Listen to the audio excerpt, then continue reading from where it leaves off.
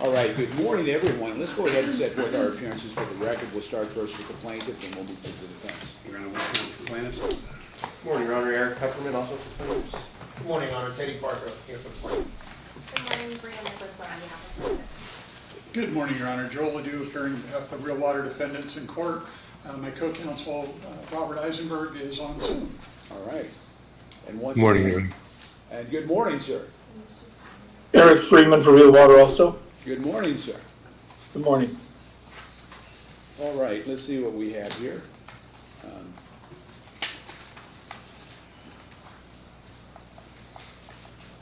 We have Affinity Lifestyles motion for new trial, or in the alternative, motion to alter, amend judgment and remit it, and request to stay execution on judgment pursuant to Rule 62. We also have Affinity's motion to retax memorandum of costs and disbursements. We have Affinity's motion to alter, amend the punitive damage judgment. And last but not least, we have plaintiff's motion for fees and costs. How's that? That's it all. All right, let's go ahead and get started, in order, I guess. Not unless you want to hear it another way. Your Honor, the only change to the way you read that off, we would suggest doing the motion for new trial, the motion to reduce punitive damages, and then do either the attorney's fees or the costs. I think, frankly, the cost motion probably could go at the end because that'll be the quickest argument. Yeah. All right, any objection to that? No, Your Honor. Okay, Mr. Odou, you have the floor, sir. Thank you, Your Honor. Your Honor, thank you for taking the time to hear us. I know that you've heard several of these now, and so I want to focus in on a couple of key arguments and disagreements that remain between the parties, which I know after 5 trials sounds hard to believe, but here we are. Your Honor, on behalf of Real Water, I want to point out a couple of things in the motion for new trial. Let me start with perhaps the easiest one, which is in the alternative motion to amend the judgment and remit it. There's an agreement among the parties that under the Johns case that the amount of the offsets applicable to the ultimate compensatory damages and punitive damages verdict in this matter, that there should be something. The parties dispute both how that should be calculated and also basically what ratio, if any, should apply. Real Water contends there shouldn't be any ratio. We're appreciative of this court's ruling in the Gallagher case. We understand the court held that there was a ratio to apply for the settlements in the Gallagher case. We believe that that does not apply here. And the reason why we believe that does not apply here is fairly simple. In the Gallagher case and in the cases that followed, let me start with the Gallagher case. In the Gallagher case, the meter defendants went to trial. Despite the best efforts of Carl Savaggio and his attorney, the court didn't find, and the jury didn't find punitive damages against them. There's some pretty astonishing testimony from the meter defendants, Milwaukee and Hannah. Yet at the end of the day, that jury did not make a finding, strike the box of punitive damages against the meter defendants. Yet the plaintiffs argued in the Gallagher case, and they'll argue here, that any settlements with meter defendants should come in a ratio between punitive damages and compensatory damages. There's no case law that supports that. This is new ground that the parties are plowing for eventual review, possibly by the Nevada Supreme Court. But the problem is, when you look at punitive damages as to these settling parties, it's the same injury, and that's really what we're talking about. And to argue that the meter defendants settled punitive damages really lacks any basis. The plaintiffs are fond of pointing to the other cases and say, well, we should rely upon what happened in the other cases to determine what should happen here. Yet they don't want to do that when it comes to punitive damages. And so the jury in Gallagher did not strike the box for the meter defendants, and there was no punitive damages award. So apportioning a ratio for the meter defendants doesn't apply. Then we look at the distributors and the the distributors and the retail defendants. To date, no retail or distributor has gone to trial, and there hasn't been a verdict against a retail or a distributor. I understand that there's another case coming up soonish, And, perhaps that case, the retail defendants or the distributors may go to trial, or they may settle. Again, looking at other cases, we know that the retail or the distributor defendant in particular has settled prior to trial for reasons unrelated to the punitive damages threat. In particular, in the Hunwertson case, there was various motions to strike the answer of Nevada Beverage. And Nevada Beverage ultimately was looking at all sorts of problems relating to its discovery responses. And Nevada Beverage ended up settling that case and settling all the cases that followed, I guess, except for the one yesterday or this week that this court heard. And so to say that Nevada Beverage and its insurance carriers paid 90% of the settlement, which is really what they were talking about, 90% of the settlement to settle punitive damages, there's no record of that. There's no evidence of that. That's only argument. And so we believe that it would be improper for the court to rely upon the arguments of counsel in determining a ratio. The court needs some type of factual basis to hang the ruling on, so to speak, to call the ball or strike. And without some type of factual basis, the court can only look at basically the settlement and come to a conclusion based on the arguments of counsel as to how those settlements should be allocated. Further, we would argue that the time to allocate those settlements is the time when the good faith motions were heard. Certainly that was before trial, and the parties were before the court arguing good faith, and at no time did they apportion their settlements. And so to apportion it now post-judgment is problematic because we just don't have the evidence necessary to do that. This issue has been considered by this court. It's been considered by Judge Hardy. It's been considered by Judge Kishner, and now it's back to this court again to consider. We're appreciative of this court's prior consideration, but we do point out, and again, this is just anecdotal evidence, that Judge Kishner in the Hunwertson case did something different.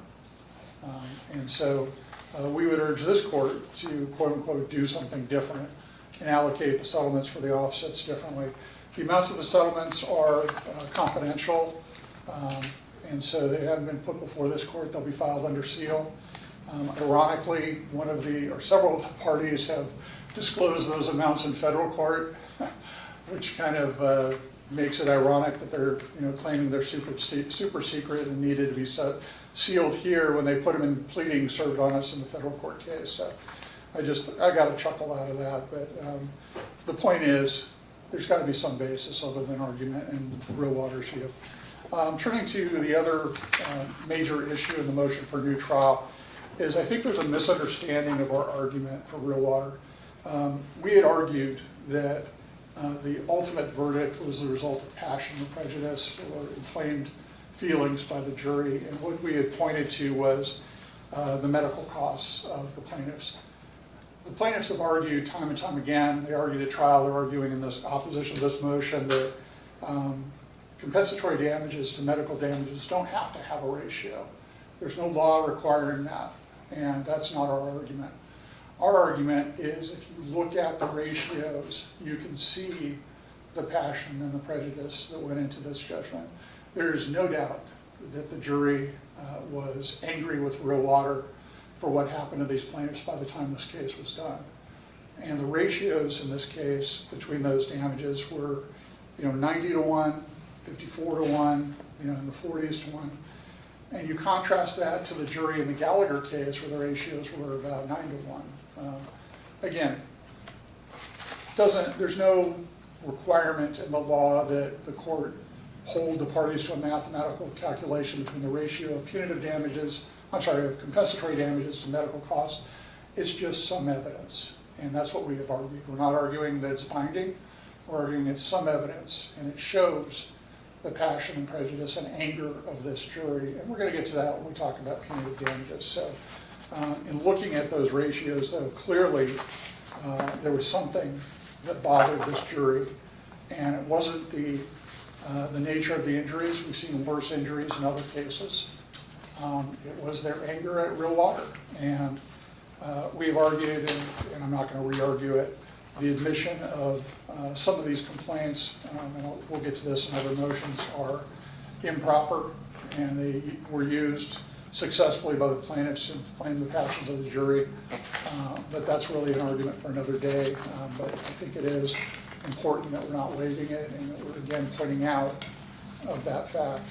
I think the final issue, well, the two final issues I would argue is using the ratio of punitive damages to compensatory damages for offsets doesn't make sense. We pointed that out. The other issue that we argue in our motion for new trial is kind of a hanger-on for the Muntz and Watkins claim. Clearly, Mr. Watkins' claim was used as a sword and shield against Real Water.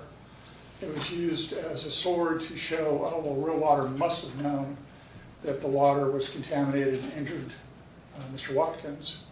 Well, if that's true, then his claim would have been barred by the statute of limitations. So then it was used as a shield that, oh, well, he didn't appreciate the full level of harm, and therefore his claim is not barred by the statute of repose. And we believe that was an inconsistent and problematic issue. We had asked the jury to be instructed on that. The court disagreed. We respect the court's instruction. We just point out that we disagree. And then as far as the loss of life expectancy from Mr. Henry, again, we argued that pretty extensively before the court. We pointed out that the plaintiffs were relying on a medical malpractice case.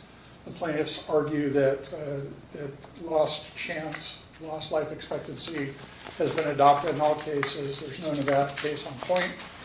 Maybe after this one there will be. And so for those reasons, we're asking for the court to take action on this.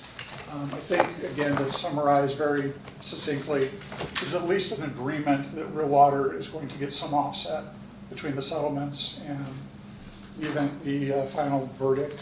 What that amount is going to be determined by the court. So when we get down to it, we would believe that the motion should be granted at least in part.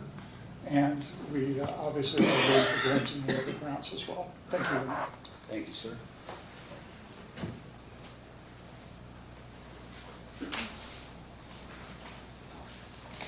Good morning, Your Honor. And we're going to pick up kind of where Real Water began as far as the offset issue. And Real Water argues that this court should just automatically deduct the entire full settlement amount and not apply J.E. Johnson-Lindbergh. J.E. Johnson-Lindbergh specifically provides that you must look at the unique exposures between the defendants in settling it and provide offsets for those that are same and not for those that are unique. And in J.E. Johns, the Supreme Court specifically acknowledged that punitive damages are unique to the defendant. So like Real Water, all of the settling defendants faced exposure to the actual damages, but more importantly, the punitive damages exposure. Counsel spent a lot of time discussing, well, in the Meter case, in one case, so that clearly indicates that there was no risk of exposure to any punitive damages in later case. Well, that doesn't make sense either, because just because you might not have had punitive damages in one case, there was much additional discovery, secret testing, discovery on secret testing, a bunch of stuff that came out after that case, which also presented the unique exposure of potential punitive damages in the other cases. And, he also mentioned that no retailer has gone to trial because they've settled beforehand because of the risk, including punitive damages and that unique exposure. So, as a practical matter, these defendants settled their exposure and were motivated to settle based on their exposure to the punitive damages. So we need to look at how do we differentiate those different exposures. And we think that the most logical way to do that is looking at the amount of compensatory and punitive damages that were awarded in the like case. And I know that this is kind of a topic as well as an additional motion of the punitive damages, but we agree that it should be reduced, to a 1 compensatory to 9.99 punitive ratio. That's a single-digit ratio. That's well within the limits. So for our... And that's State Farm, right? I believe, yeah, it's close to State Farm, and other jurisdictions have now adopted the single-digit case law that Real Water even cited, adopt the 9 to 9.1 ratio. Because I think, and this is going way back, but I think in the endoscopy cases, I came up with a ratio of about a little over 10, something like that. Yeah, I think it was either 11 or 10, 11, or 12, Your Honor. It was over 10. It was over 10, I know that, you know, and it's been, understand that, it surprises me, but that's been, what, 12, 13 years ago? 2013, so yeah, 12 years ago. Your Honor. Yeah, and I 5 still, years ago. 2013 felt like it was 5 years ago. you know, and I still remember that case, and I remember that, and I can't remember exactly what I did, but I issued a very detailed, I think, minute order, maybe a court order, as to why I did it that way. And that was a lot of money too, Your Honor.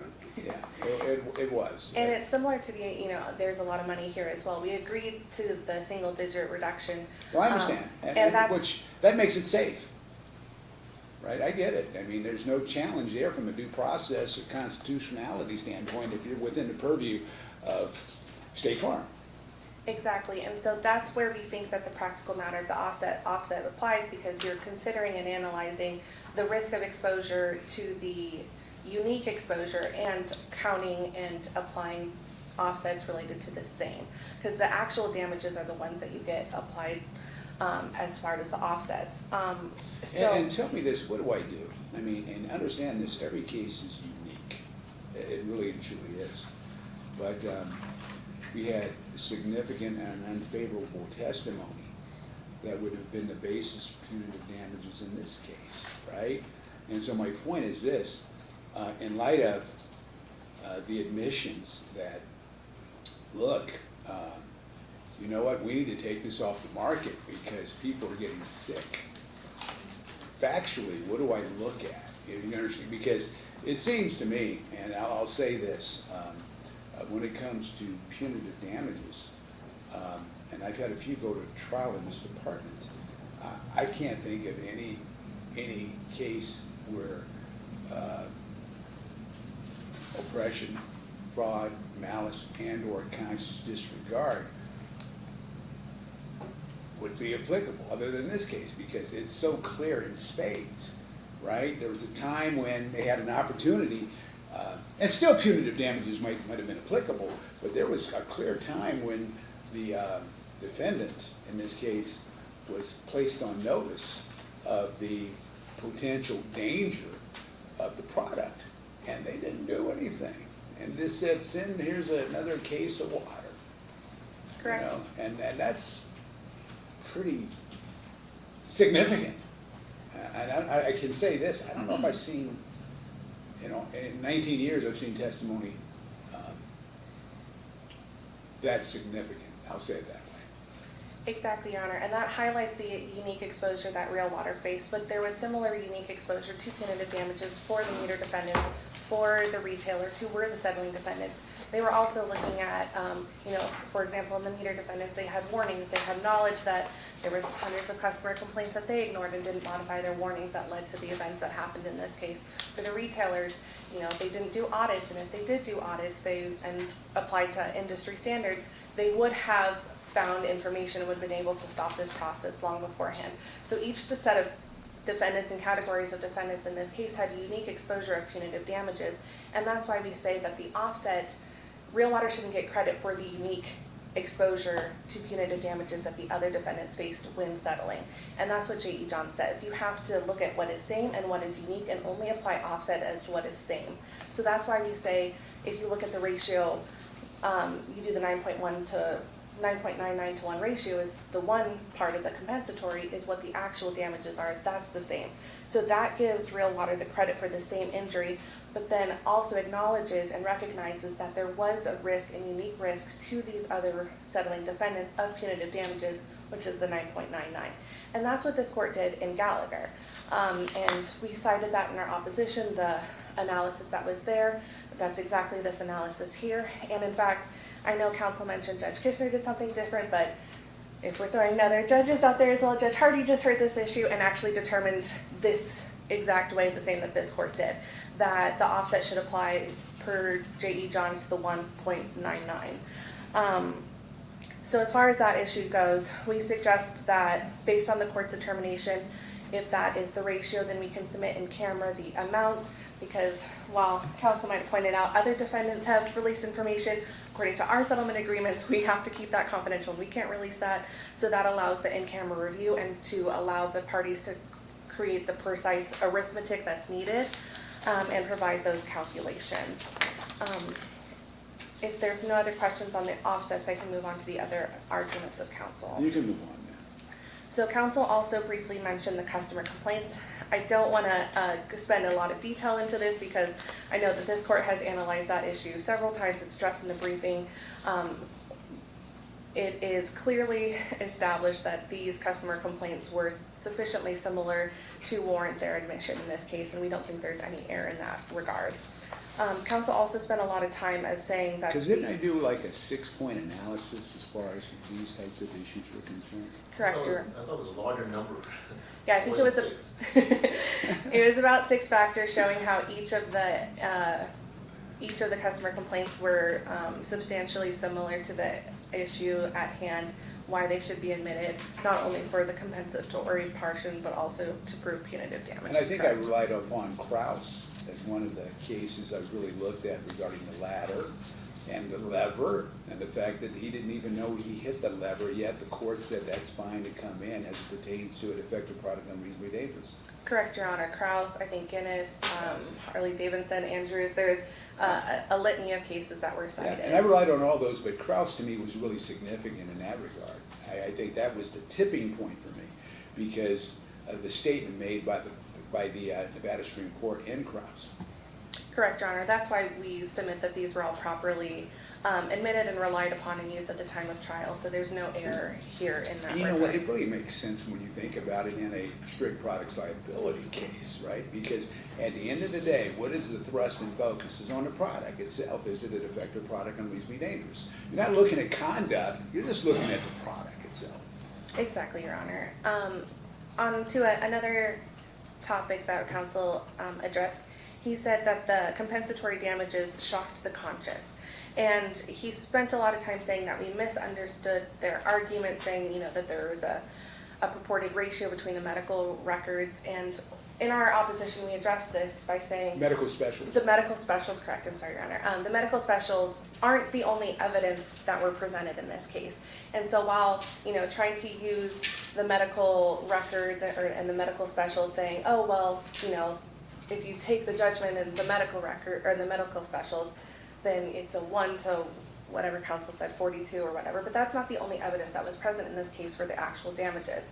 Each of the plaintiffs testified in this action regarding their treatment in the hospital, what they went through, the months of sickness that they had to deal with. We had 3 plaintiffs in this matter that had to be life flighted and were in hospitals for weeks. We had one of the plaintiffs had a liver transplant and had to go through extensive testing. And, you know, sometimes the liver is necessary, but there's not a lot of treatment you can do because your liver processes it, and so they don't want to give you a lot of treatment because your liver can't process it and risk of further. So the medical specials don't accurately reflect necessarily and encompass everything that happened with these plaintiffs. And that's also further supported by the testimony of Dr. Hudson, who says that each of these plaintiffs have permanent liver injuries for the rest of their lives and need continual monitoring for the rest of their lives. So we say that the compensatory damages do not shock the conscience, especially with the evidence that was provided in this case.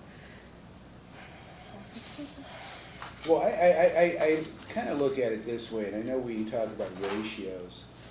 The only, I mean, from a historical perspective, I guess, being in this business for over 40 years, the only time I can remember discussions potentially about ratios would be in soft tissue cases. Other than that, and here's my point, I mean, I don't mind saying this, I've had cases involving, for example, dog bites to a young girl into her face. The medical specials might be $1,500 to take care of that, ER visits and sutures and those types of things. But nonetheless, if she has a scar to her forehead that she's going to have to deal with for the next 75 years based upon her life expectancy, there's no ratio for that. But I've seen those cases settle for hundreds of thousands of dollars, and then you have $1,000 in medical expenses.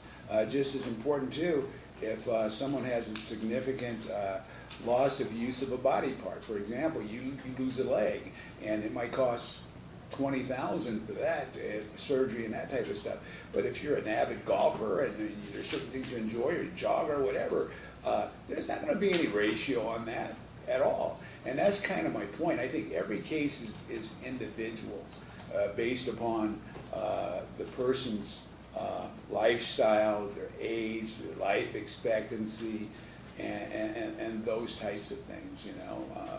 I mean, if a person enjoys playing piano and they get in an accident and they've had a history of that and they can no longer play piano, that's potentially significant, right? Exactly, Your Honor, and that's why we say that the evidence in this case that was presented does not establish, does not shock the conscience as Real Water suggests. All the evidence supports the jury's determination, and there is substantial evidence that demonstrates and supports the jury's determination of these compensatory damages, especially in light of the permanent injuries, and with Mr. Taquante, he had the liver transplant. I mean, I can't imagine what that is, going through that at 20, what was he, 20? I think he was 26, Your Honor. 26, yeah. And having to look down the barrel of what life is going to look like, and having young children, and what his involvement in those children's life is. Of course, he testified as to that. I believe the other, and talking about Mr. Taquante, counsel referenced that the loss of life damages were improper and warrant some sort of relief from this court. Real Water suggests that these aren't allowed under Nevada law. However, they don't cite to any Nevada law saying the same. Rather, it's clear in Nevada that that Nevada adopts the loss of chance doctrine. We had an extensive discussion of this pre-trial. Your Honor acknowledged that as well, and there is a host of other jurisdictions as well that also say that the loss of life or loss of diminished life expectancy is compensable under the loss of chance doctrine. And I remember, I think the first case to articulate loss of chance was my ex-partner's case, Roy Smith's case. And it's a medical malpractice case, and I just can't remember it gets Brown versus Capana. That's the case, and it just came back to me. But I'm familiar with the loss of chance doctrine, and set forth in Brown versus Capana, and so on and so on. And Real Water even admitted in opening statements that, when you have a liver transplant, it shortens your life expectancy. So all the experts acknowledge that it shortens your life. Real Water counsel in opening statements acknowledge that it shortens your life, and these are clearly compensable under Nevada law, under the loss of chance doctrine, and as other courts have clearly explained, the loss of these damages fall within those categories. Real Water continually cites to California law, but those are inapplicable because California doesn't recognize the loss of chance doctrine. So those don't really provide an adequate basis to deny these claims and costs on. Well, my comment on that is this, and trust me, I respect the great state of California, I do. But when it comes to tort law, Nevada is much different than in California. A real good example is the offset in MedPay they permit in California. Nevada specifically rejected that. And there's a lot of areas where Nevada has, in tort law, has rejected the positions that, or decisions, I should say, of the California Supreme Court. We kind of go, and I think I've said this in open court, people don't realize this, but Montana, for example, is much more progressive than California when it comes to tort law. And we're more in sync with them, or Washington versus California. Exactly, Your Honor. So that's another reason why I provide that a new trial or any relief is not warranted on that issue. The last issue that I believe counsel raised here in court this morning is that Watkins or Muniz knew or should have known that their injuries were related to Real Water.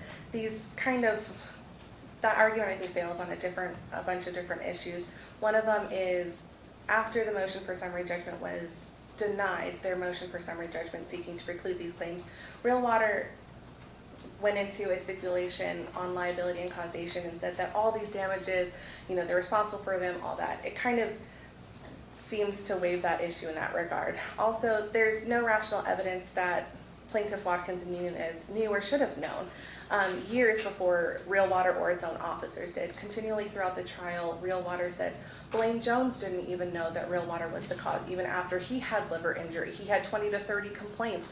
His vice president told him it's the water, and they said, well, Blaine Jones still didn't know, and that's why Real Water shouldn't be, held liable for punitive damages. So they argue that, but then they argue that their customers should have known 2 years before that and without any of that information.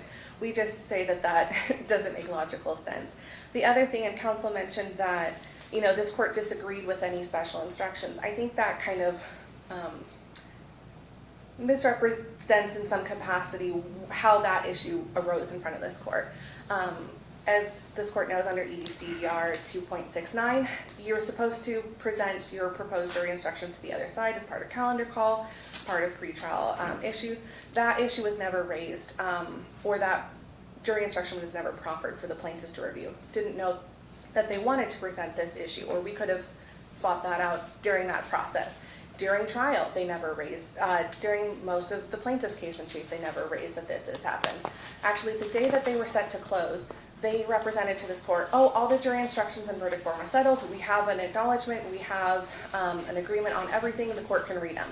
Then Real Water rested, and then at that moment, they made a Rule 50 motion saying that the claims of Watkins and Muniz shouldn't go forward. This court denied the Rule 50 motion, and at that point, for the first time, they said, oh, well, we want a bunch of special interrogatories or jury instructions on this issue. Moments before the jury instructions were supposed to be read to the jury. And this court said, wait, this is too late now. This issue has not, you haven't proffered this, you haven't raised this issue, you haven't said this, you didn't, do them under EDCR 2.69, so it's too late at this point. And NRCP 51 provides the basis for this court to deny that, and so we say that that is not an error of this court that would warrant a new trial. And with that, I think we addressed all the issues that were raised today. Obviously, our brief contains numerous issues and explanations on this point as well. Unless there's specific questions, Your Honor, we would just say that none of the points raised either in their motion or here at trial warrants a new trial. We think their motion should be denied for all the bases here today. And, well, besides the offset, which we say is and then the motion, the request for a stay. We agree for the request for a 120-day stay. And we agree that there should be I was going to ask about the stay. I was actually looking at that. Yeah, we agree that a 120-day stay from the date of this hearing, we agree that that. Because, I mean, and educate me, but this matter's still in bankruptcy, and as a result, whatever Real Water had as part of the bankruptcy estate, and there's been a stipulation entered into this case to, of course, proceed to trial, but as far as the bankruptcy stay is concerned, it's still in place, right?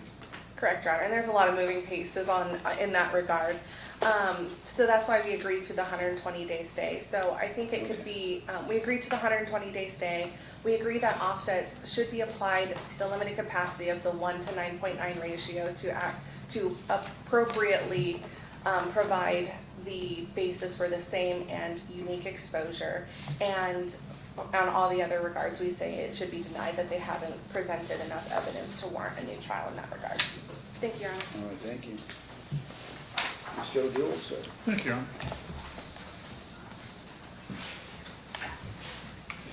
Just very briefly, I think our reply brief addressed the issues and has definitely responded to most of the things Ms. Switzler said. I just want to call the court's attention to a couple of very small issues where we still are concerned that the record is not sufficiently clear. Let me start with the offsets and basically what I understand the plaintiffs are asking, and I think there's an agreement as to what they're asking, not that we agree to it's being proper. They're saying that each of these settling parties paid 90% of their settlement for punitive damages and 10% of their settlement for compensatory damages. We think it's important that this court, when we get to an order stage, make that finding because unfortunately that has caused confusion, not in this department, but in other departments as to what this court's ruling, because other judges are curious as to how this court has wrestled with the issue. The reason why we believe that's still improper is because it treats each of the settling parties the same, whether they're a meter defendant, whether they're a distributor, or whether they're a retailer. Certainly the liability of UNFI and the liability of Costco are the same in the Waters view, and the punitive damage exposure, according to plaintiff, is different. And we think that's problematic because, And why is that? I just want to make sure I'm clear. well, I think there are, I don't put words in their mouth, and I don't have a problem if they want to respond to this, but I think their argument is, look, for the distributors, they may be arguing that they had an obligation to independently test the product, or they may have an obligation to, there was never any evidence in any of these cases that the recall didn't happen promptly. So I think their argument is when Real Water failed the HACCP testing, the retailer should have pulled the product or something along those lines, and that the retailers, the retailers and distributors face punitive damages for those things. But none of those cases went to trial. But the point is, it's different liability, different obligations possibly, and this has always been the bone of contention. The retailers and distributors, they keep trying to argue they're not strictly liable. They're strictly liable. Yeah, I mean, I don't know where that came from, but You know what, we still are I hearing it. remember during trial, I can't remember who it was, said, Judge, what did we do wrong? I said, wait Right. a second here. That kind of reminds me of the defense in the J.C. Penney's case. It's funny, I went back and read that case. They actually didn't decide it on that, Right. but that was argued in that case, and That's McCord, right? Your Honor? yeah, McCourt versus J.C. Penney. I forgot, I went back and read it out of curiosity, and they ultimately didn't make, the decision they made was essentially this. They said, look, we don't even need to go into that. They reversed the trial court, and they recognized the other issues. But that was one of the defenses that was being made in that case, that, hey, we didn't do anything, what did we do wrong? And I think, and the reason why that always impacted me, because I remember, when it comes to strict product liability, conduct doesn't matter. That's right. The rest of the focus is on the product itself. That's right, Your Honor. And so that's what makes it so interesting that we all agree that they're strictly liable. And then there's this argument by the plaintiffs, oh, but you've got to look, they paid punitive damages, or they've settled for punitive damages, so now we're looking at their conduct. No, they're strictly liable. They paid these settlements because they're strictly liable. And I think that's their problem. But here's my question for you, Mr. Odou. Don't Yeah. you think that they potentially paid these, or settled, because of punitive damage exposure? No, I don't. And the reason why is the insurance companies funded those settlements. I think the insurance companies were looking at the exposure for the compensatory damages verdict, which in this case was $260 million once all of the attorney's fees and every other cost was added to it. Before attorney's fees. And so I think the problem is that we're assuming that the threat of punitive damages drove those parties to these settlements, and I think that's problematic. The parties all paid with insurance money, to the best of our knowledge. Certainly the plaintiffs got checks from the insurance companies. One of the parties, Costco, disclosed to the bankruptcy court all the monies they settled, and I'm not going to put it on the record here. It's not. No, you don't have to, but here's my question, because think about it for a second. We have Costco. Yeah. Now Costco, I haven't looked at their financials, but they appear to be doing pretty well. And I would anticipate that unlike the defendant here, Affinity or whoever it is in bankruptcy, they're collectible from a punitive damage perspective. And so my point is this, wouldn't there be a big push to try to settle this case from the insurance company's perspective? Because hypothetically, if they put Costco or some other retailers, or maybe some of the distributors at risk, there can be an assignment and they can go after the insurance company for not protecting their interests and for potential insurance bad faith. And see, understand, this is a big difference because these are really viable distributors and retailers, right? I mean, I don't know how big Costco is, but I know they're big. Your Honor, I would agree that Costco is big, UNFI is big, Nevada Beverage are big. All three of those entities, the two distributors and the retailer, are big. Your Honor, I would also argue that what went into their factor or their decisions to settle was being found strictly liable, because nobody that's in business, such as those entities, wants to be on the newspaper or on the television. that they got hit for compensatory damages verdict of in excess of $200 million, and they caused a plaintiff, Mr. Henry, to have a liver transplant. Bad press also went into their calculation to settle this case. So I think the point, Your Honor, is there are multiple considerations each of these people took to enter into their settlements. To say that 90% of the reason they settled was punitive damages ignores the reality that it was a heck of a lot more than that. It was the fact that they could be held strictly liable, the fact that Mr. Henry had a liver transplant, the fact that Mr. Abley was a minor and for all the things that he went through, the fact that there was going to be bad publicity, the fact that Real Water is out of business and that there are collectability issues with Real Water for a compensatory damages verdict versus Costco, who has stores right in this town. And the same with distributors such as Nevada Beverage, who is local. So I think to say that, we're going to get into their head and say 90% of the reason why they settled is because of the threat of punitive damages is too much speculation on our part. And I think it's problematic. And I don't think the court can call a ball or strike on that one because we don't have the evidence. And so I think the evidence does point, though, to the fact that we don't know why they settled.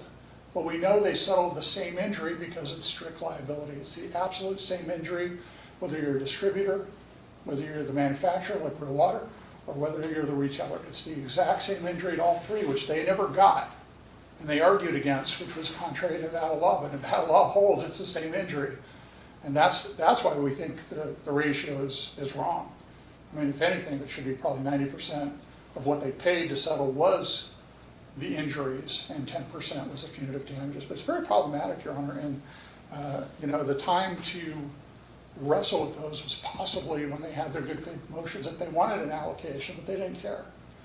Only the plaintiffs cared, and only the plaintiffs cared after judgment. So I think it's a very interesting issue. I think it's been teed up to the court. Yeah, that's one of those, I just sit back and contemplate. I was listening to everything you were saying on that issue. Yeah. It's interesting. And the other issues, I think we've fairly well briefed. I do have to point out one interesting fact about the ratio between the general damages and the medical damages, because I think it's very interesting. We talked about Mr. Henry, we talked about Mr. Abley. Mr. Henry's ratio was 36-1, Mr. Abley's ratio was 90-1. And it's very interesting because the injuries are vastly different. It doesn't diminish the injuries that either of those plaintiffs suffered. Certainly, Mr. Abley, being concerned that he could have a ruptured spleen, sitting on the couch for months and missing out on hockey practice, that's a compensable injury in and of itself. But he recovered. He's probably going to be playing for the Knights if we're all lucky. But he's playing a high level of hockey. And he recovered, where Mr. Henry had a liver transplant. And so you look at the ratios and the disproportionate awards between the two of them in terms of what the final numbers were, it's very interesting. And that goes back to our original argument. We'll get to this punitive damages argument in a moment. But our original argument that the jury was empty. So thank you, Your Honor. All right. Okay, I just want to make sure we address all issues. As far as the new trial motion, I'm going to deny that. I understand that. I'm not going to alter or amend the judgment. Deny remitted it. We'll stay execution. I guess the only issue left would be what to do with the ratio, right? Is that it? No. Yeah, and I'll just take a look at that issue. Thank you, Your Honor. I'll take a look at that. Does that cover everything? Yeah, Your Honor, I believe that the court is denying the motion on Mr. Watkins and Mr. Moons as well. Yes. And we'll work with the plaintiffs on getting orders. Right. I owe Mr. I just want to make sure Pepperman a I meeting have before clarity. we go through some of the orders. Mr. from Parker's last standing file. up to make sure I have clarity in the record. No, Your Honor, I actually have to go to another matter. Oh, okay. I just wanted to make sure I was here for the next. Well, I have a Teddy Parker joke I'm saving. No, But you gotta go, you You gotta tell me gotta afterwards. go. I'll tell I always you. like it. Have a good rest of your day, Your Honor. Everyone, have a good day. All right. Take care, Mr. Parker. Thank you. Have a good one, Appreciate sir. it. So where do we go from here? I think the motion to reduce the punitive damages. Okay. All right. And that would be Affinity Lifestyle et al.'s motion to alter and/or amend punitive damage judgment, or any alternative, motion for new trial. Is that Yes, right? Your Honor, thank you very much. Joel Odou on behalf of Affinity, doing business as Real Water. Your Honor, I want to jump right to the heart of the issue because I think it's another fascinating legal discussion, which is we had cited the Wythe versus Rowett case, which is a 2010 case talking about the recklessness exceeding, or the punitive damages standard as the conduct has to exceed recklessness or gross negligence. The reason why I think that case is interesting is because of another factor in that case, which is not part of the main holding, but it's the reprehensibility of the conduct. And this goes to what the court was talking about. And this really is the heart of punitive damages, is the reprehensibility of the conduct and the injuries to the plaintiffs. In the Wythe case, the drug company had actual information that its product causes cancer.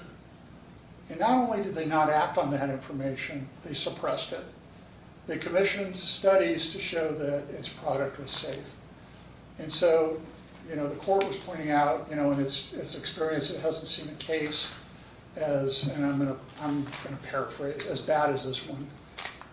You're And saying Wyeth is just as bad, if not worse? I think Wyeth is worse, Your I Honor. understand, and that's fine, I get it, I get it. So I just found that, you know, to be an interesting little tidbit, because I think that, you know, we have to look at, in figuring out the ratio of compensatory damages to punitive damages, the degree of reprehensibility of the defendant's conduct. That's right out of the BMW case. And we look at cases, and I know this court had the endoscopy cases, and I would swear that was like 5 years ago. I'm shocked it's been longer than that. Oh, it shocked me too, I thought about it, I actually looked it up and said it's been that long. Yeah, just absolutely surprising how quickly time goes. It does. And, you know, obviously, some of the plaintiffs' attorneys were in that case. We were not in that case. We only know about the reprehensibility of the conduct based on what's in the record. And certainly there's an argument that other cases there has been worse conduct, and we would just merely note that. What does matter and what is key is the ratio of punitive damages to the harm inflicted on the plaintiff. We've heard a great deal of argument about the punitive damages ratios can be, you know, 10 to 1, 9.999 to 1, whatever the ultimate argument is going to be. 9.99 to 1, I guess, is the argument. The problem with that argument is it doesn't take into consideration the size of the awards. We have cases that talk about a ratio as low as 3.8 to 1 being constitutionally suspect. And in that case, the damages were much lower. The punitive damage award was, you know, a couple $100,000. Or you have cases even where, you know, the damage is negligible. You know, the proverbial, you get $1 for compensatory damages and $1 million for punitive damages. And we would argue on behalf of Real Water that the court needs to look very closely at what the BMW case says and the ratio of punitive damages to actual harm inflicted on the plaintiffs. And the plaintiffs, you know, you have their compensatory damages verdict, which is many, many times their medical costs, and you have now a punitive damages verdict, which is astronomical. And so I think there's at least some agreement that the plaintiff should take some kind of haircut. This is where my Mr. Parker joke was going to come in, but he left. But I think the plaintiffs agree they should take some kind of haircut, and the question is how much. I know this court is looking at the State Farm case. Certainly the State Farm case is different than this one, and you know the amounts of money that we're talking about is vastly different. I also want to raise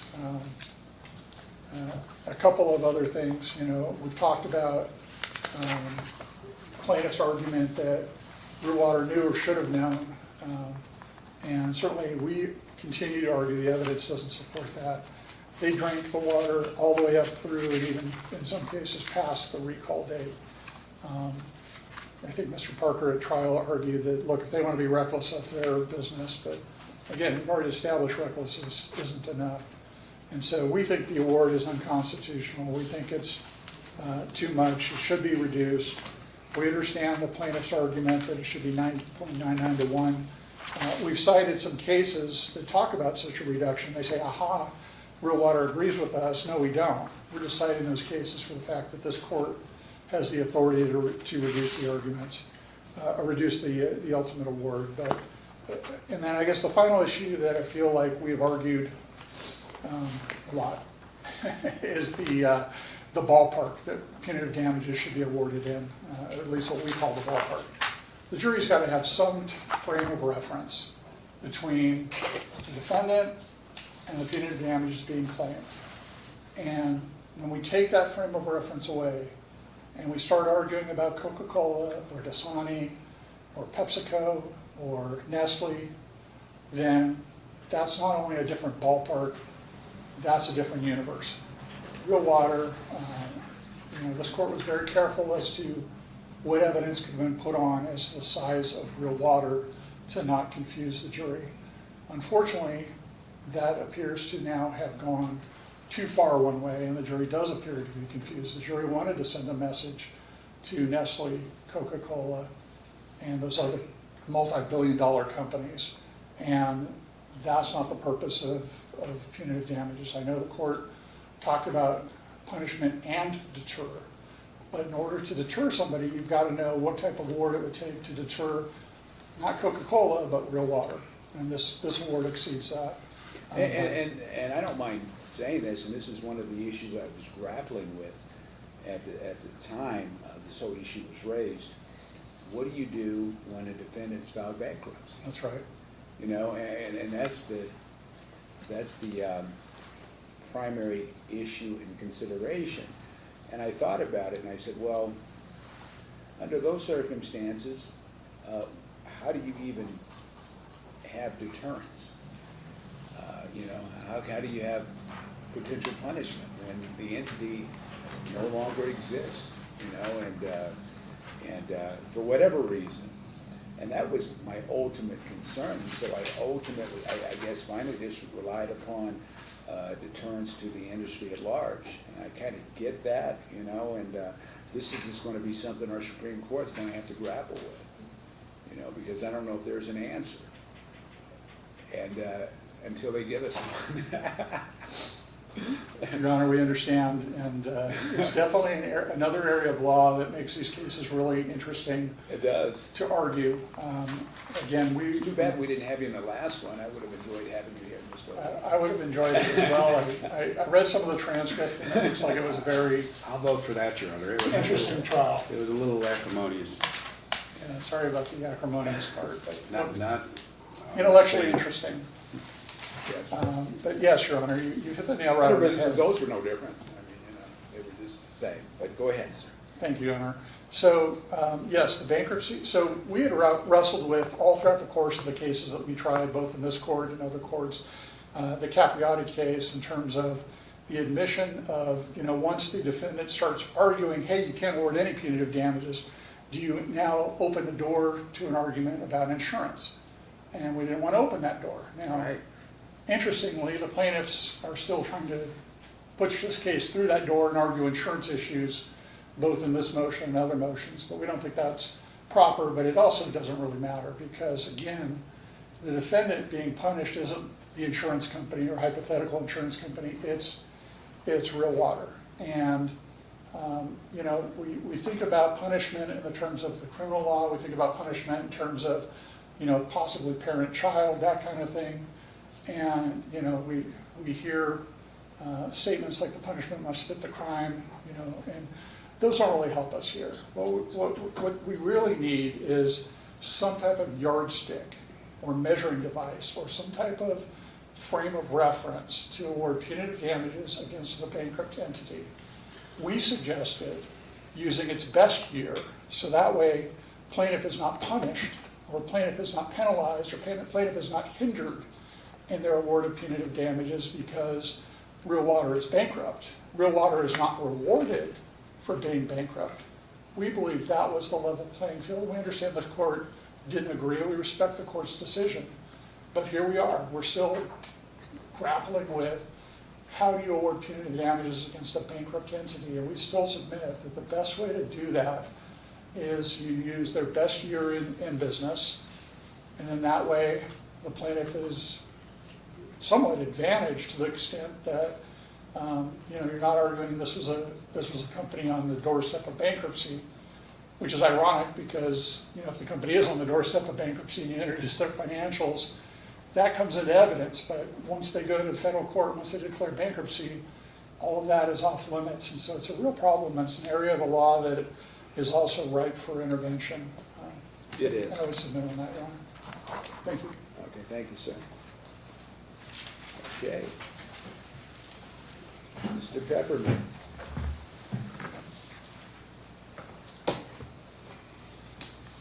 All right, thank you, Your Honor. As Mr. Odou indicated in the briefing, we have agreed to a reduction to the 9.99 to 1 ratio. I'm arguing this motion, but I don't want to take that mantle away from Mr. Kemp. He, I think, still gets credit for the biggest haircut in Nevada history. So there's no real dispute over the 9.99 to 1, and it's a single digit, and that's why we agreed to it. There is a dispute over, whether it should be more than single digit. We cited in the brief, several cases where the ratio is actually much higher. Mr. Odou has cited some cases where the ratio was actually, somewhat lower. Our position is, It's really fascinating because I keep going back to the endoscopy case, and I remember, and I understand it didn't even have persuasive authority, but I thought Judge Mahan from federal court wrote a decision where he justified going over 10 to 1, and it kind of made sense when I read it. And I will admit it influenced me a little bit, because of the rationale set forth therein. But go ahead. I'm listening. Well, Your Honor, I agree with that. And like we cited in a brief, there are plenty of cases that go over the single digit ratio. Right. And I think the common thread in those cases, similar to the endoscopy case, is those cases involve public health and safety issues.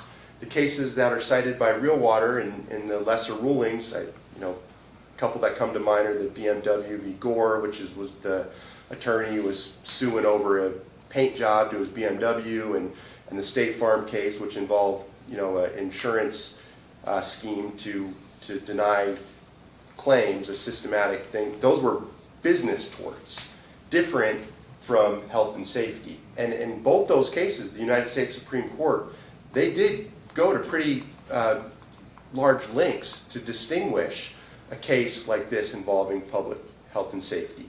And Mr. Odou, I think, agrees with that when he says, look, one of the things you have to look at is the harm to the plaintiffs, the injuries to the plaintiffs. And that's what we are looking at here in terms of public health and safety, very serious injuries, a huge outbreak. What's fascinating about that, and I think this is important to point out, like sometimes in business torts, and assuming you have viable entities, there's no question you can turn back the hands of time, assuming they can pay the money, if you understand what I mean. And so someone can be made 100% whole.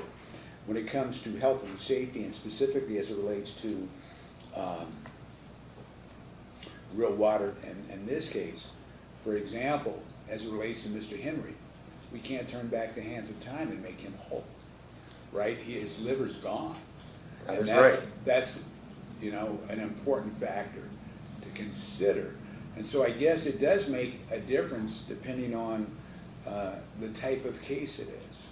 And I guess you're saying, look, Judge, this is a public health and safety issue, number one.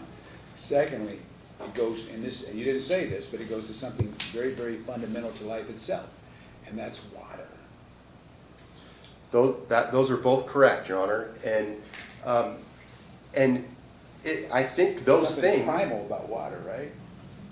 I mean, it's, You're right, Your Honor, and that's really the larger point is, I think based on those things, we could be well justified here to be asking for a much higher ratio than the 9.99 to 1 single digit.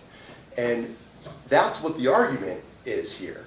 And so in light of, I think, the substantial justifications that would support a higher ratio beyond a single digit number, our agreement to the 9.99 to 1 is reasonable and appropriate and an appropriate resolution under the facts of this particular case. Mr. Odou mentioned that the 9.99 to 1 doesn't take into account the size of the award. And I think I know how he's looking at it, but the way that we look at it is, yes, it does take into account the size of the award, because you're looking at a 269, excuse me, Your Honor, $269+ million total judgment in this case.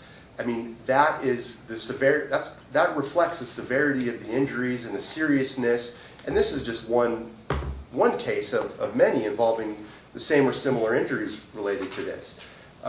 So it does take into account that the 9.991 reduction does take into account the injuries to the plaintiffs in this case, because it is based on the award, and it's unquestionably constitutional within the Supreme Court and Nevada Supreme Court precedent. And like I said, that's not the question. The question is, oh, they argue it should be less. We argue it could arguably be more. So this is kind of the Goldilocks number, which we think is fair and reasonable. It's in line with your ruling in the Gallagher case.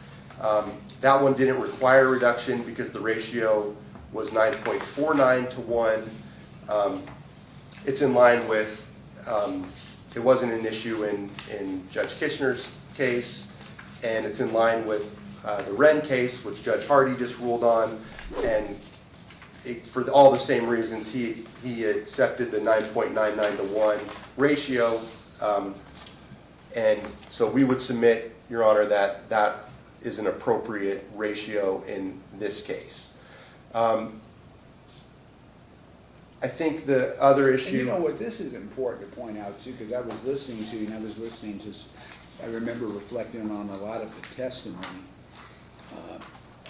during the course of all the trials that have been heard in front of me. And I can say this, there appeared to be a common theme. And I will admit, prior to the first real water case going to trial in the first law in motion, I knew nothing about alkaline water. I didn't know about it. I didn't know it existed. I just thought, in a general sense, bottled water was bottled water. I basically look at Walgreens and see which one is on sale.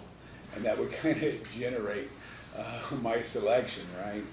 And so the thing that I found so fascinating, that I won't say all, but a significant number of the plaintiffs were drinking real water because they thought that this was actually better for them, that this was a healthy choice, that this was alkaline water, and all these things. And that was also part of, I guess, marketing of real water, being healthy and good for you, and those types of things. And so what do I do under those facts? And we talk about health and safety, but when a product is being marketed as being good for your health, does that impact my decision making as far as what factor to consider? Well, Your Honor, I think that goes to the next argument that Mr. Odou made, which was there has to be some frame of reference or ballpark regarding the award of punitive damages. And, Your Honor, there was a frame of reference, because if you look at the Ace Truck case, which I think is squarely applicable here, and it's one of the seminal cases on punitive damages in our state, that the Nevada Supreme Court talks about the amount of punitive damages really being left to the discretion of the fact finder. And the only considerations that there really are the appropriate amount for the stated purposes of punishment and deterrence. And that's not just deterrence of the offending defendant, it's also deterrence of others in the industry. And in this case, we have the bankrupt defendant. Their financial annihilation isn't at issue. That part of the consideration, which may be relevant in some cases where the defendant is not bankrupt. And it's probably relevant in most cases, but not this case, I get that. Correct. 'Cause I always have to be concerned with annihilation as a factor. Right, and if that just simply was not an issue in this case. And the Nevada Supreme Court in Ace Truck is very specific that the financial annihilation rule is necessarily very restricted in its application, and it's available only in clear cases where the defendant is being wiped out. Those just weren't the circumstances here, so That's another issue they're gonna have to grapple with, because that's the flip side. right. That evidence just simply was not relevant. All Your Honor did, and all we advocated for, was not to mislead the jury about Real Water's financial condition. Can't say, oh, this, based on several-year-old financials, that, oh, this is what their net worth was, as if they could be financially annihilated if they're awarded punitive damages that exceed that. That is simply not true, it's not accurate, and the court was correct not to instruct the jury with misleading and inaccurate information. What was relevant in this case was the deterrence factor. And the court ruled on this, the court recognized it, that's it squarely in line with the appropriate considerations under Nevada law in determining the amount of punitive damages to award within its discretion. During the punitive damages phase, we presented evidence regarding the value of the industry, and within which we were seeking to deter people. You know what, I don't want to cut you off, but this is essentially what the Supreme Court's going to have to grapple with. Because when the defendant files bankruptcy, annihilation's off the table, right? As far as that defendant is concerned. Just as important too, deterrence is off the table as far as that defendant is concerned, because they filed bankruptcy. And so at the end of the day, annihilation wouldn't be a factor for the quote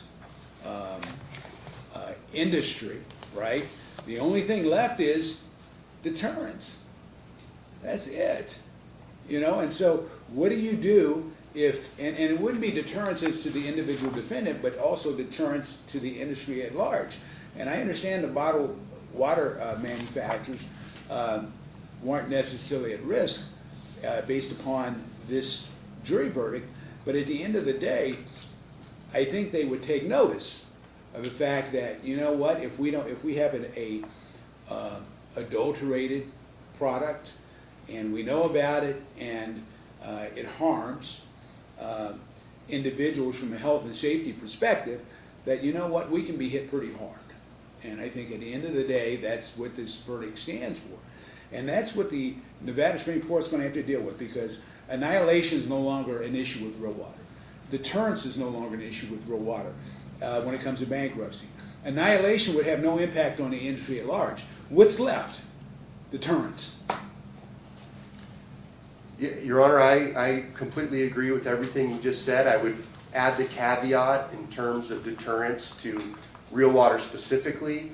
Now, it may be considered part of the industry, but I just don't want to rule out the possibility of them reopening or same principles or coming out of bankruptcy at some point. You never know. So it's possible that you're serving a purpose of deterrence that is beneficial to the people and principals involved in the company, if not the same company itself. But the observation is, I think, completely applicable and correct here. Where we're talking about deterrence, that's what the evidence presented was. That's what the jury considered, and rightly so, under the jury instructions, under the applicable law, which is which is really no dispute that that's a proper consideration for the jury to consider, and exercises discretion. It's, you know, the jury, or the award, we agree, is being reduced within a statutory, a constitutional multiplier, and there's simply no other reason or justification to go back on all your prior rulings and reduce the award any further than the 9.99 to 1. Anything else, sir? Your Honor, I think the other issues were well briefed, and we'll stand on the pleadings on those. Okay, Thank you. thank you, sir.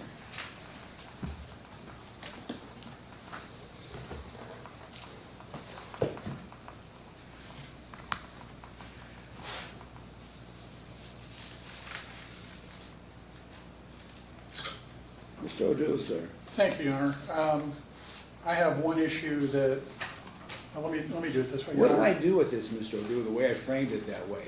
In light of the fact that, as far as real water is concerned, annihilation is potentially off the table because they filed bankruptcy. Deterrence, very similar with them filing bankruptcy. I would anticipate they'll no longer function as a company. What does that leave us as it relates to the punitive damage claim? It takes us back to BMW and having due process, Your Honor. And we argued that due process requires some evidence as to the ballpark, some evidence as to the amount of punitive damages that will punish or deter real water.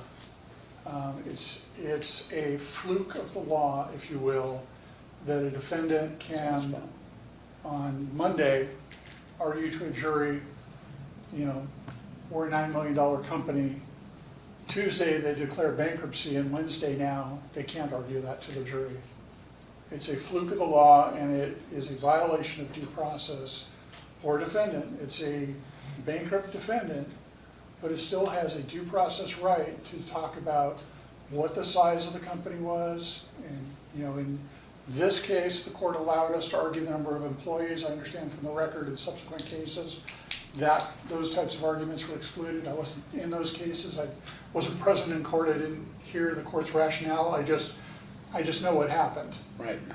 So the size of the company matters. You know, again, I know the punishment fits the crime is a pejorative, and I don't mean it that way, but I think there's got to be a ballpark, to use the good faith analogy, a ballpark of what the size of the settlement is in good faith language, a ballpark for the size of the damages that will punish and deter real water. And we have to pretend that the real water is not bankrupt. We're not allowed to tell the jury that. And so we have to give the jury something to hang its hat on. And the best year of real water is not fictional.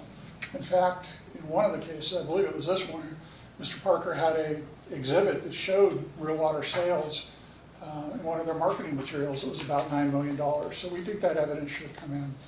I have a slightly different issue to pivot to, but I want to make sure that I've answered the court's question. No, that's okay. You can pivot. Thank you, Your Honor. The last question I want to tee up, and I don't, Mr. Pepperman commented on it, but I want to make it really clear because we're struggling with this issue. In order, Mr. Pepperman and I are working on it in a different case, and so we want to make sure the record is clear in this case. And that issue is, when does the ratio apply? The record wasn't clear in one of the other cases that'll go nameless, but he'll know what I'm talking about, as to, is the ratio applied to the verdict? So in this case, it's $236 million and change for the compensatory damages verdict to the $5 billion punitive damages. Does the ratio apply to those numbers? Or when the punitive damages is reduced, does the reduced punitive damage award apply to the net compensatory damages verdict? So in this case, the net verdict will be more than $236 million because there will be the addition of prejudgment interest, which is about $35 million. So it's not an insignificant number. And so we would like the record, I'm sure plaintiffs would as well, the record to be clear as to when does the ratio apply? Does the ratio apply verdict to verdict or total judgment to total judgment? The cases weren't clear to us as to when it applies, and I'm not sure the cases are clear at all, and so. Do I have to make that decision today? No, Your Honor, but we do think it's an important decision. Mr. Pepper and I are meeting and conferring on another case to try and figure out if the judge made that decision. I haven't found it yet, so that decision would help Because us. here would be my question, and it would be simply this: why wouldn't it apply to total judgment once you add in prejudgment interest? Well, in looking at some of the Supreme Court cases, they're talking about the verdicts and not the judgments, and in others they are. So, The only reason clear I as say that, mud. and the reason why I say that, just based upon your discussion with me, that it appears, for whatever reason, that issue has never been raised. But I would think that, based upon Nevada case law, at the end of the day, when you prepare the final judgment, and I understand we're not talking about the verdict, we're talking about the judgment, Right, will include prejudgment interest. right. And potentially, we've got a cost motion, so there's costs. Right.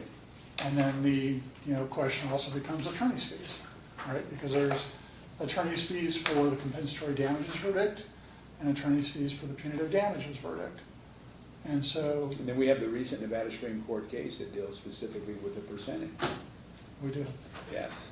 And so I wanted to raise that issue. I have no problem Mr. Pepperman wants to respond to that issue because he alluded to it in passing, and I'm not sure if he's comfortable with the record, so am I, but I have no objection if Mr. Pepperman wants to add anything to that. Yes, Your Honor, I can briefly add something. On page 2 of our opposition, in a footnote on this, we cite, we state that Nevada follows the majority rule that prejudgment interest is included in the compensatory damages when the punitive to compensatory ratio is calculated. We cite INRI USA Community Mortgage Co. 802 F Sup 2nd 1147 and Goddard v. Farmers Insurance Co., which is an Oregon case. And there's other cases cited in that footnote as well, and which we think is correct. And when you look at just procedurally where we are, it's a motion to alter or amend the judgment is what's at stake here. And the judgment amount is compensatory and punitive damages. The bigger question, in my view, on this issue, which I'm not sure is settled, is what do you do with, we have a motion for attorney's fees that are included that would be effectively added to the judgment. We also seek attorney's fees on the punitive award, and maybe this is better handled. I don't want to presume anything after we hear the court's ruling on that motion, but assuming there are attorney's fees added, do you do the reduction based off those total awards, or before and then add the awards, if any? So that's the bigger question in my mind, but certainly the prejudgment interest should be included in the ratio with compensatory damages. I understand. And for the record, we disagree, but we need the court's guidance. We need the court to call a ruling on that, ball or strike, or, there's really 3 components of that: interest, costs, and attorney's fees. And are those included or not included when you calculate the ratio between punitive damages and compensatory damages?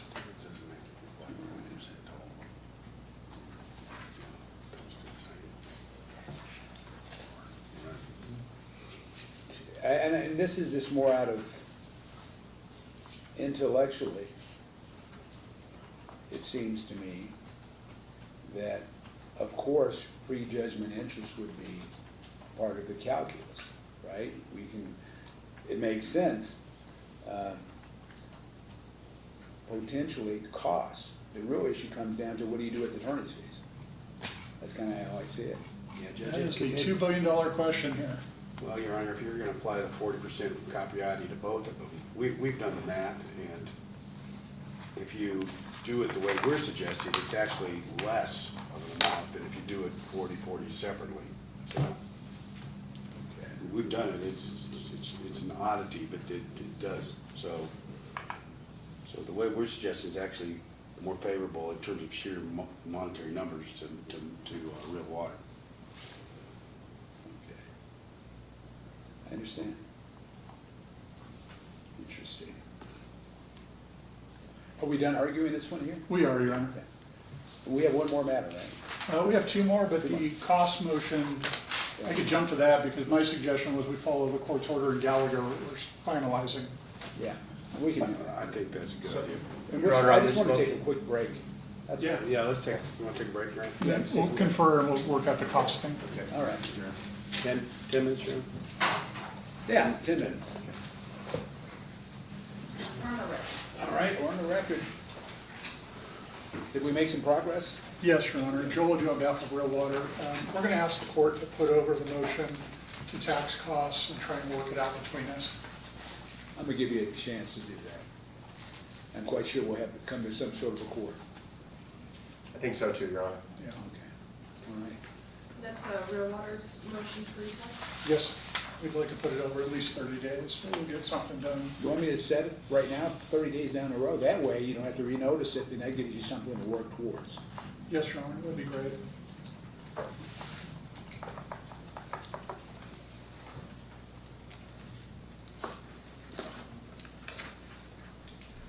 That will be June 18th at 9:05 a.m. Thank you. All right, so where does that put us? The $2 billion question. All right. Well, Your Honor, on the motion to alter or amend, or. I'm gonna accept the 9.9 figure. I mean, it makes perfect sense to me. I don't mind saying that. That's in line with State Farm. And we've had a rigorous discussion as far as the record's concerned. After making that decision, where does that put us? I think we are on the motion for attorney's fees now, Your Honor. Okay. All right. Yeah, before getting to that, Your Honor, I was going to make a brief comment on this J. Johns issue in support of Your Honor's ruling. And I think I'm kind of in a unique position to do so because I did 114 drafts of a 50-page brief in the Chiavani case on this exact, this is the only issue, the J. Johns issue. And the real, once you establish that there's exposure to punitive damages, in this case, clearly there was exposure because they failed to follow the third-party industry practices. And if you recall in the Gallagher case, UNFI filed a motion for summary judgment on that and lost, and punitives were going to the jury. So all the retailers had to know there were exposure, and on top of that, most of these retailers settled after we did the offers of judgment in the time frame, and that's on the record. You'll see the offers of judgments, the date of due pay periods, the date of the settlements. So they had exposure. So once you decide there's exposure, the real question is, what is the ratio for the allocation, all right? Now, the ratio you've come up with is the constitutional limit. So what are the other options? You know, because in theory, someone as big as Costco, they could have got hit for 50 billion, 100 billion if you take a look at them. So the theoretical exposure of Costco is way more than what we're allocating to them in this ratio we're doing. So it's not theoretic exposure. And the problem I have with the defense position is they haven't offered, once you establish exposure, what's the number? Okay? And they haven't offered a number or a ratio. In J. Johns, it was really easy because that was a statutory case. It was statutory damages under a real estate law. So that was 3-to-1 cap. So that was the exposure in that case. In Chiavani, it's kind of easy too because we're using the negligence 3-to-1 cap in that case because the credit came from a party who was being sued in negligence. So we use a 3-to-1 cap, and that's our proposal to the Supreme Court, and that's what I hope the Supreme Court does. But in this case, what other cap could you have other than the constitutional cap? So I just wanted to put that on the record, because I think the real flaw in their argument is that once you can see that there's some exposure, you know, you gotta have some kind of formula or theory or rationale or cap or something, and they don't have one. So I just want to put that on the record, Your Honor. So, Your Honor, moving to the attorney's fee motion, we did offers of judgment for a total of $7.1 million for the 15 plaintiffs. That's about $473,000 apiece. They admitted liability in the previous cases, Gallagher, Hunwartson, and Wren. And then when they made the damages argument to the jury, they argued for 14 of these plaintiffs. They told the jury to award compensatory damages greater than what our offer of judgment were. One of them they didn't, Pam Brown, but 14 out of 15, they argued to the jury that the compensatory damages should be greater than the offers of judgment. And all this, I think, goes to show that the offers of judgment were exceedingly reasonable. So when you, and especially you take a look at the offer of judgment, it's $7.1 million, and you compare it to the total compensatory prejudgment interest figure of $269 million. That says something in and of itself. They could have settled the case for less than 3% of the ultimate compensatory verdict. And the reason they didn't settle is that they were trying to get immunity from the bankruptcy court. That's the reason they didn't settle. Liberty went to the bankruptcy court, and they filed a motion to try to do some kind of cram down where they pay $1 million, then it turned into $4 million, then it became $6 million. But that's why they didn't settle, because they had that issue pending. They didn't settle because they made, you know, obviously you're stipulating the liability, and you can get out of these cases for $473,000 a piece. You know, I mean, you know, it's kind of funny because there were 15 cases in the Brown case, there were 13 in the Wren case, so they could have settled half of our portfolio for $13.3 million. You know, it was a ridiculous insurance company decision, Your Honor, but more importantly, it was an unreasonable decision given the circumstances.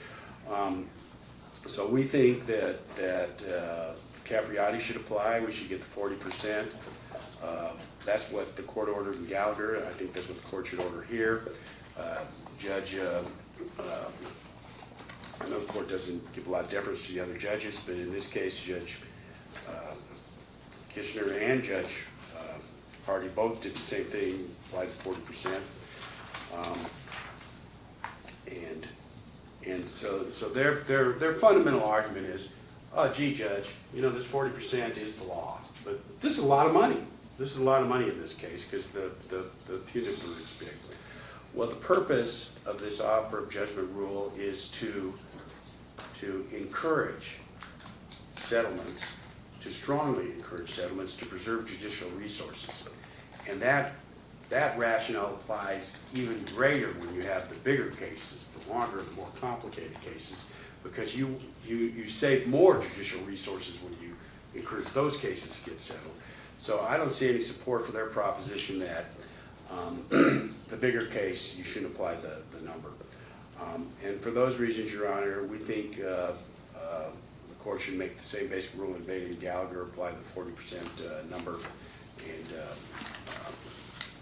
and I'm not going to get into the quality of the service and everything because they pretty much conceded that, Your Honor. Thank you, sir.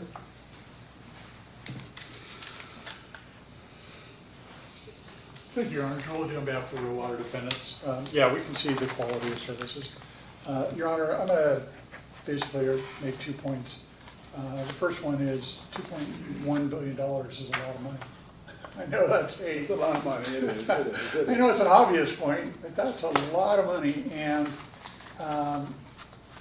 you know, the second point really is the purposes of offers of judgment. And after the Gallagher verdict, any argument that an offer of judgment was going to encourage settlement goes out the window because the Gallagher judgment was well more than any insurance policies that Real Water had.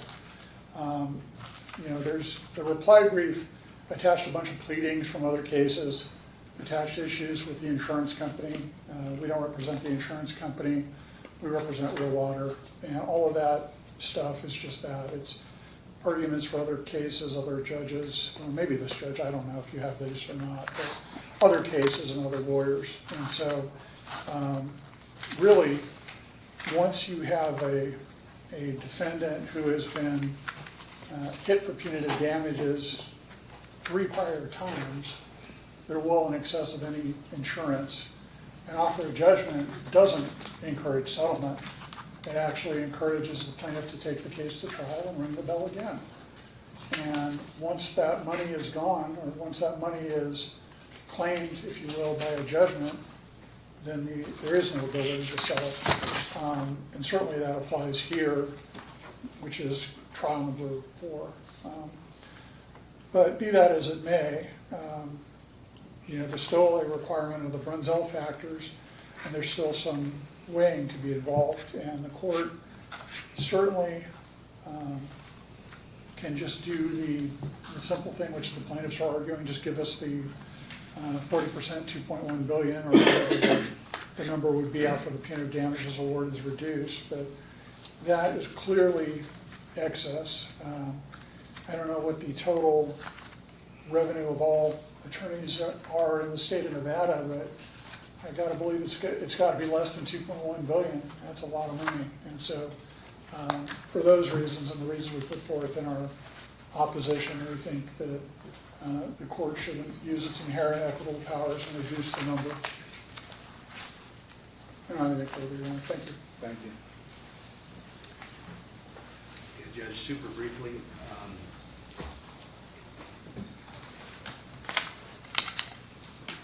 I don't really understand why Gallagher was the end-all be-all in the insurance company's mind, because in Gallagher, we offered to settle all those 7 cases for reasonable amounts.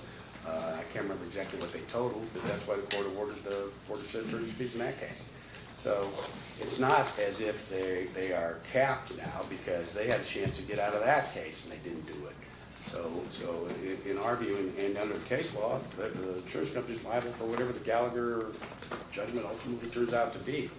But Mr. Odou's position that offers of judgment was just a game after Gallagher, that is belied by the facts, because if the court remembers, in the Bonner case, the one we just tried, the lead plaintiff was Bonner, we made an offer of judgment to them, and they accepted it.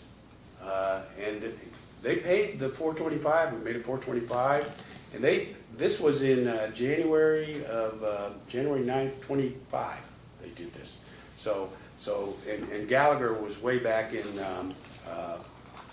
October 23, I think, Your Honor. So the argument that, after Gallagher, this offer of judgment procedure was somehow obviated or moot or meaningless or something, that just doesn't, and why the insurance company would pay Mr. Bonner $425 and wouldn't pay the offer of judgment on Henry, which I think was $975 or something like that. It's just beyond me, Your Honor. But that's what they did. And the fact that they made the decision, they didn't want to accept the offers of judgment, they forced the case to go to trial, that brings us within the rule, and that's why we're entitled to 40% sure. And as it relates to plaintiff's motion for attorney's fees, I'm going to grant the request of 40%. And that's in line with a more recent Nevada case as it pertains to that issue. I realize it's a lot of money, but there's a lot of risk involved in this high-stakes litigation. And 40% figures supported by recent Nevada case law. And that'll be my decision. Your Honor, just so the record is clear, that'll be 40% of the reduced amount once all the numbers have been corrected. Once everything's been corrected, yes. Yeah, we could show Mr. Odou the math that we. Yeah, I appreciate that. And I know You'll see we're doing it your way. I appreciate that. He'll circulate it to you. We're just crossing the Ts and dotting the Is. I understand, but Mr. Kemp will definitely send you a copy. There's no question about it. It's a proposed order. So what's left? I think that's it, Your Honor. Yeah, I think that's it. But I have one issue, right, that I have to decide? Yes, Your Honor, the offset issue and the motion for the new trial, you wanted to take that under consideration. All right. I just want to make sure. Write Which this is down. the J.E. Johns issue. Yes. And do you have it? Yes. Just want to make sure when I go back and it does settle, I have to make a determination as to what I have to decide, so. if there's anything left, because we can quickly overlook it in light of the number of cases we have, you know. And are we done? I think we're done. Yes, sir. All right, that's good. Thank you to the court and the Thank you, court staff. All right. Will these cases ultimately resolve at some level? You know, Mr. Kavanaugh offered yesterday to stipulate to move the Hearst case over. Over where? Over here. Oh, here. Brad, Okay. me, Judge Williams, and Judge Hardy for some reason. And I said, Say that "No, again, what happened? We have another case. We have another case that's gonna be transferred to Judge Hardy. It's currently set for October 13th, but there's a general expectation it might be delayed a couple months. But anyway, Mr. Kavanaugh's in the case. He said, you know, I'd rather do the case in front of Judge Williams than Judge Hardy. I go, well, if you can figure out a way we can do it under the rules, I'll stipulate to that. There's no way. There's no way to. Yeah, well, you know, just make more work for me, right? I guess in theory, parties could stipulate to pick a judge, didn't they? I don't know how the clerk's office would like that. I don't know, you know? I guess in theory. That's a fascinating issue, right? You could present it to the I chief think the judge. judge would have to agree too. Yeah, well, yeah, that's true. I mean, I